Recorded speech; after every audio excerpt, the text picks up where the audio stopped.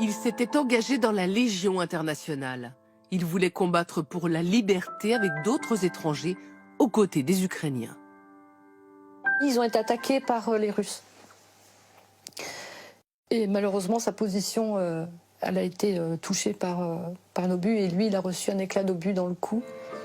Andreas Gallauzy est décédé à l'âge de 22 ans dans la région de Lugansk, dans le Donbass. Ancien militaire, il connaissait le maniement des armes.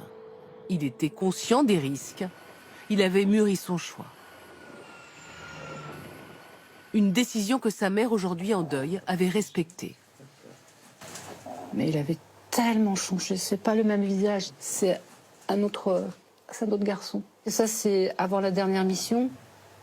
Il sourit. Et je sais que là, il est heureux. Je sais qu'il est bien là où il est. Il me l'avait dit des dizaines de fois depuis qu'il est parti. Il m'a dit, mais enfin, je fais quelque chose jusqu'au bout. Le jeune homme avait trouvé sa place dans ce bataillon, de nouveaux amis, un sens à sa vie. Depuis l'enfance, il était attiré par le métier des armes.